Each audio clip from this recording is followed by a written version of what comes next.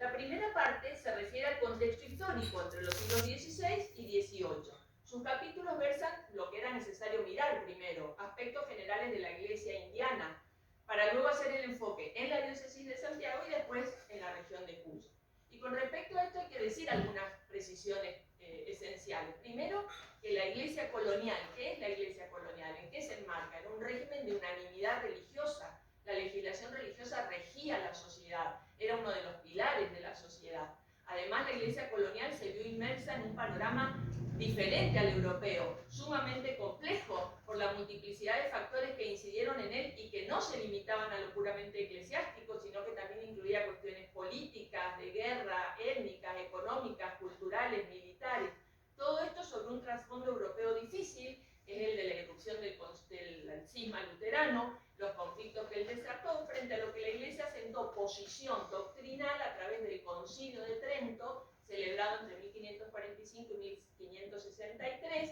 que orientó, iluminó toda la estructura y la organización eclesial en América. Pero es que acá la novedad radicaba en todo lo relacionado con el problema misional y el trato que debía darse a los indígenas, ya que en ello no había precedente alguno para la Iglesia, puesto que de estos otros no se había tenido noticia del modo que lo presentó la realidad americana. Además hay que tener presente también la cuestión del patronato, que es esa unión enorme, imbrincada, tan difícil de una telaraña, dicen muchos autores, que es insolatable para abordar cualquier temática y cualquier fenómeno que tenga que ver con lo eclesiástico, que es la relación entre iglesia y Estado, una sola cosa, un Estado metido, un Estado también legislando, avalando, promocionando y a veces también entorpeciendo algunas cuestiones eclesiásticas.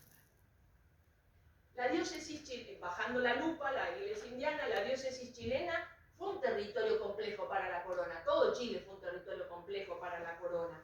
Y con importantes condicionantes, que yo los menciono en el libro, pero ahora como la guerra prolongada en la Araucanía, la cuestión de la esclavitud y las encomiendas de los indios, y esta diócesis resultó una tarea muy ardua para los primeros obispos atenderla y en particular también la región cuyana. La pobreza de la diócesis limitaba la acción de los prelados y era el motivo de la falta de candidatos, no solo para la silla episcopal, sino también, y aún peor, para cubrir las parroquias que debían atender a los escasos pobladores y cumplir la tarea misional en medio de los desafíos que planteaba la evangelización de los naturales, la aridez de la tierra, la lejanía de los poblados y el obstáculo de la cordillera de los Andes. Una carta todavía en el siglo XVIII del obispo Romero señala justamente cómo los curas del obispado y sobre todo los curas de Cuyo tenían todavía dificultades para trasladarse, nadie los atendía, nadie les hacía un puchero, no tenían niños que los acompañaran en sus cabalgaduras, es decir, todas las cartas revelan esa dificultad para poder proveer de curas el obispado y proveer de curas también la región. Región de Cuyo, que tenía problemas, particularidades, era un espacio social integrado, es verdad, con una jerarquía de Mendoza a las demás villas que eran subalternas, ¿no es cierto?, pero que representó a lo largo de toda la época que estudió una seria preocupación para los prelados chilenos, que velaron para que no cayera en el completo abandono y pudiera consolidarse en lo espiritual y en lo material. Problemas de Cuyo, la falta de atención religiosa, sobre todo en los primeros años desde la fundación no había sacerdotes, el aislamiento que implicaba la cordillera, la extrema pobreza de la tierra cuyana que complicaba la subsistencia y conspiraba con la provisión de curas, largos años sin recibir visitas de sus prelados, todos ellos hacen referencia en las cartas al mucho tiempo que había faltado el obispo en Cuyo, a los grandes trabajos y penurias que acarreaba el viaje hacia el lado oriental de la cordillera por lo dilatado del camino, por la escasez de recursos de la tierra para subsistir, sumado a los peligros que entrañaba el cruce entre las montañas con riesgo de perder la vida, como aconteció casi a un obispo. Como los poblados estaban tan dispersos, algunos prelados se excusaban de no haber podido visitar Cuyo. Otro problema era el traslado de los indios, sobre todo en la primera etapa, y se mantuvo hasta que la población disminuyó, el traslado de los indios huarpes a Cuyo en condiciones inhumanas y similares a la esclavitud. La dispersión de los poblados indígenas también constituyó otro serio problema para poder evangelizar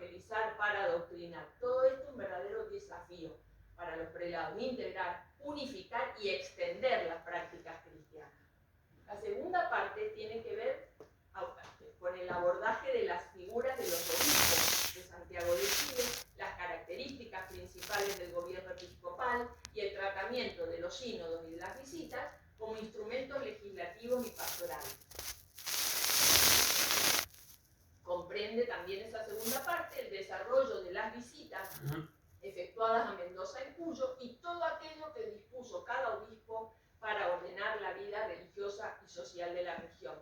Se estudia allí entonces el conjunto de acciones desplegadas por los obispos en las visitas, acciones inmersas en un conjunto más grande, las decisiones de la Iglesia, también las decisiones de la corona, la visión de los propios obispos, la visión de ellos, ¿no es cierto?, lo que contienen los discursos, los silencios de esos discursos también, lo que pudieron hacer y lo que quedó por hacer. En este devenir es factible, y ahí tienen la lista de los 19 obispos chilenos que gobernaron la diócesis, quienes fueron los que pudieron visitar la ciudad y Cuyo. Y hay solamente 2 en más de una oportunidad. En este devenir es factible reconocer etapas con características propias. Hasta concluir el siglo XVI, Cuyo experimentó serias dificultades en materia espiritual, puesto que no hubo sacerdotes que residieran de manera estable aquí. En ese periodo de 39 años, entre 1561 y 1600, 22 transcurrieron con sede vacante, o sea, sin obispo, lo que sin duda perjudicó la marcha del obispado en general y con mayor razón en Cuyo. Desde comienzos del siglo XVII, obispos importantes como Pérez de Espinosa o Francisco González de Salcedo pusieron las bases de una incipiente organización eclesiástica en la región, al erigir doctrinas de indios, exigir ciertas obligaciones a los párrocos y concretar la reunión de sínodos. Hubo 6 sínodos a lo largo de todo el periodo colonial chileno, 6 de los cuales se conocen 3. El primero que se conoce es este, de 1626, que contenía una constitución especial relativa a los huarpes, que yo he trabajado en otras investigaciones, por la cual, por ejemplo,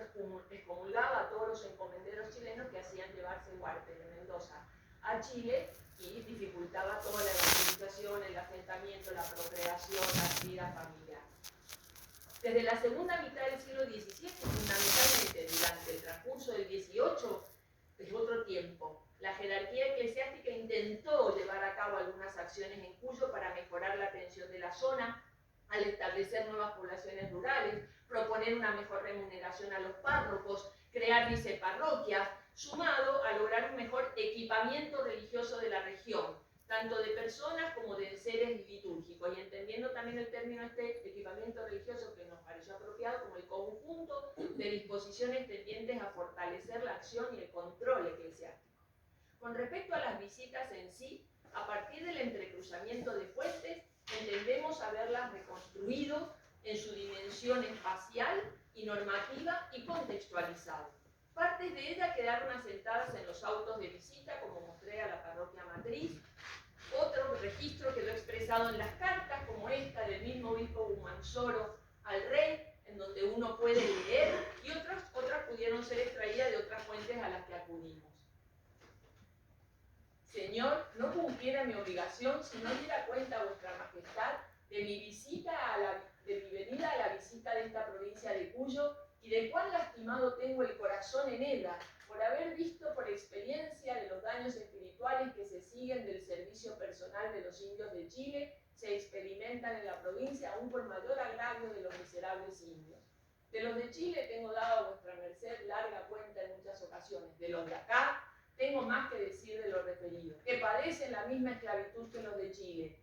y unos y otros no tienen de libertad más que el título con que se van acabando a toda prisa. Y si su majestad no lo manda a remediar, poniendo en todo aún más eficaces medios que hasta aquí, no solo se acabará la tierra, pero también se perderán las almas de los indios y de sus encomenderos, las de estos por la tiranía con que les usurpan su libertad, sin pagarles ni restituirles jamás por entero el precio de su sudor y trabajo, y la de los indios por no saber ellos la doctrina cristiana. Y lo necesario para salvarse necesita Emily por no darle lugar sus encomenderos para que lo aprendan, de que en otras ocasiones he dado larga cuenta a vuestra majestad. Cartas como esta se